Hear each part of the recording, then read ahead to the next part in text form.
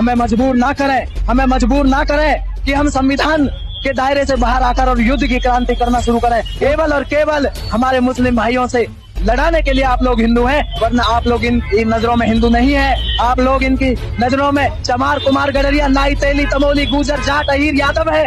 आप इस बात को समझिए। हम बहुजन समाज 50 लाख रुपए इकट्ठे करके देगा। उस मनुवादी टीचर को सामने लाइए, खड़े कर। बहुजन समाज इकट्ठा हो गए 50 लाख रुपए सरकार को देगा, मानने का काम करेंगे। उस बच्चे के कान पे थप्पड़ नहीं मारा है, इस सरकार की कान पे थप्पड़ मारा है, हमारे कान पे थप्पड़ मारा है।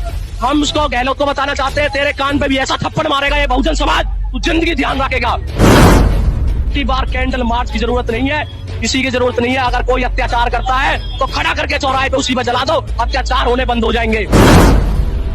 हम 2 अप्रैल वाला कांड कर देंगे, पूरा भारत बंद होगा, पूरा भारत। क्योंकि आज के बाद हम अपने एक भी भाई को नहीं खोएंगे।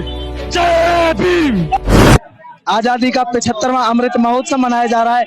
बड़ा दुख होता है कि 75 साल बाद भी आज इस देश में एजुकेशन का स्तर बढ़ने के बाद भी जो जातिगत मानसिकता रखने वाले लोगों की कमी नहीं है।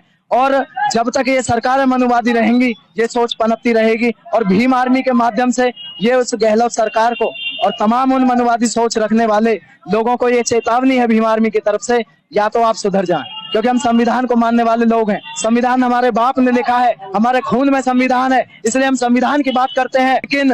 लेकिन मैं आपको बता देना चाहता हूँ कि हम वही 500 सूरवीरों की औलादे भी हैं जिन्होंने 1818 में केवल 500 हमारे सूरवीरों ने 28,000 पेशवाओं का कत्लेआम किया था। हमें मजबूर ना करें, हमें मजबूर ना करें कि हम संविधान के दायरे से बाहर आकर और युद्ध की क्रांति करना शुरू करें। उस दिन इन जातिवादियों की और मनुवादियों की जड़ें हिल जाएंगी और ये इस देश से भागने पर मजबूर हो जाएंगे। तो मैं इस मनुवादी सरकारों को चेतावनी देना चाहता हूँ कि उस पीड़ित परिवार को, जिस तरीके से कन्हैया लाल के परिवार को 50 लाख मुआवजा और सरकारी नौकरी सरकारें देती हैं, लेकिन दलित परिवारों को महज 5 लाख में उनकी जान का सौदा किया जाता है। ये चेतावनी है, सुधर जाइए। और मैं तमाम उन हिंदू संगठनों को भी कहना चाहता हूँ, जहां बात मुस्लिम की आए तो ये दलितों को हिंदू बताकर और उनके ऊपर राजनीति करने का काम करते हैं। जब कन्हैया लाल की हत्या राजस्थान में एक धर्म विशेष के व्यक्ति के द्वारा की जाती है, तो तमाम देश में हिंदू संगठन मिलकर रोडों पर आकर और उसको न्याय दिलाने का काम करते हैं, उसको धार्मिक रंग देने का काम करते हैं। लेकिन दूसरी तरफ जब इसी देश में जाति के नाम पर उसी धर्म के लोगों के साथ अन्याय होता है तो कोई भी हिंदू संगठन सामने नहीं आता। तो मैं इस देश के तमाम SC, ST, OBC भाइयों को, इस देश के मूल निवासियों को कह देना चाहता हूँ, केवल और केवल हमारे मुस्लिम भाइयों से लड़ाने के लिए आप लोग हिंदू हैं, वरना आप लोग इन नजरों में हिंदू नहीं है। आप लोग इनकी नजरों में चमार, कुमार, गडरिया, नाई, तेली, तमोली, गुजर, जाट, अहीर, यादव है। आप इस बात को समझिए और अपनी इस ताकत को पहचान कर बहुजन समाज का निर्माण करके इस देश पर शासक बनेंगे, तभी आपके अन्याय अत्याचार रोकेंगे। तो इसी आजाद भारत में आज भी दलितों के साथ छुआछूत जातिवाद का इतना भेदभाव है। महज पानी पीने के ऊपर, मूछें रखने के ऊपर, घोड़ी पर चढ़ने के ऊपर, सर पर पगड़ी रखने के ऊपर उनकी हत्याएं कर दी जाती हैं। तो आज भी हम इस देश में आजाद नहीं है, क्योंकि यह आजादी उन मनुवादियों की आजादी है, इस देश के बहुजनों की आजादी नहीं है। पहली बात तो ये सभी के लिए दुख की बात है, जो आज समाज में जितना भी अत्याचार हो रहा है, चाहे बीजेपी हो, चाहे कांग्रेस हो, कोई सी भी पार्टी हो, सभी हमको दबाने की कोशिश कर रही है। आज कांग्रेस है तो बीजेपी उनपे बयान दे जा रही है, जहाँ पे बीजेपी है वहाँ पे कांग्रेस दे जा रही है बयान।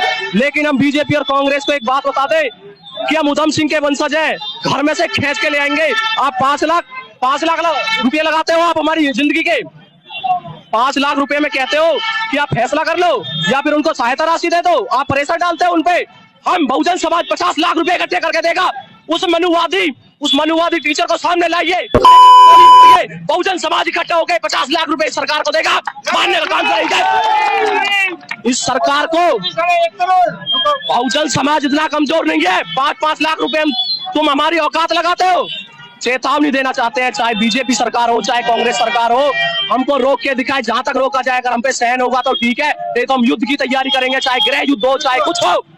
हम अपनी जान तक दे देंगे अपने समाज के लिए, हम कटने के लिए, मरने के लिए तैयार हैं। और गहलोत सरकार, जो उसने थप्पड़ मारा है, उस बच्चे के कान पे थप्पड़ नहीं मारा है, इस सरकार की कान पे थप्पड़ मारा है, हमारे कान पे थप्पड़ मारा है।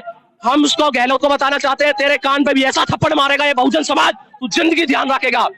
इसी के साथ चेतावनी है, बीजेपी हो चाहे कांग्रेस, जब तक हमारी सरकार, हम सत्ता में नहीं आएंगे तब तक ये हम पे ऐसे ही अत्याचार करते रहेंगे। खुली चेतावनी है, अगर अब की बार कैंडल मार्च की जरूरत नहीं है, किसी की जरूरत नहीं है। अगर कोई अत्याचार करता है तो खड़ा करके चौराहे पे उसी पे जला दो, अत्याचार होने बंद हो जाएंगे।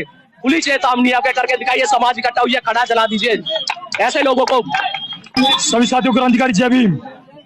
साथियों, ये कोई आज की घटना नहीं है, क्योंकि हमने इससे पहले भी इसी राजस्थान में, इसी गहलोत सरकार के अंदर एक भाई को खोया था, जितेंद्र मेघवाल को। साथियों, आज फिर हम उस जितेंद्र मेघवाल के रूप में अपने भाई, छोटे भाई को, इंद्र मेघवाल को खो रहे हैं।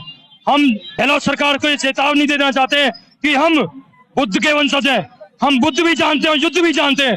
हमें युद्ध करने के लिए ना उत्साहित करें, क्योंकि हम भूले नहीं हैं उन 500 महारों के वंशज हैं जिन्होंने 27,000 पेशवाओं को मारा था। आज भी हम उस घटना को दोहरा सकते हैं। आपसे अनुरोध है कि आप कुर्सी का गलत उपयोग ना करें, इस सत्ता के नशे में मनाएं। एक दिन ऐसा ना हो ये सत्ता का नशा उतर जाएगा। इसी के साथ हम चेतावनी देना चाहते हैं कि यह अभी अंगड़ाई है। अभी तो हमने केवल आपको बताया है कि आप इस पर न्याय देने का काम करें, जो आपको उचित, जो सक्षम लगे, जो जिसमें समाज संतुष्ट हो, ऐसा न्याय दिलाएं और उस मनुवादी टीचर को फांसी की तख्ते पर ले जाएं। यही हमारी मांग है। अन्यथा पूरा बहुजन समाज हम 2 अप्रैल वाला कांड कर देंगे। पूरा भारत बंद होगा, पूरा भारत, क्योंकि आज के बाद हम अपने एक भी भाई को नहीं खोएंगे। जय भीम।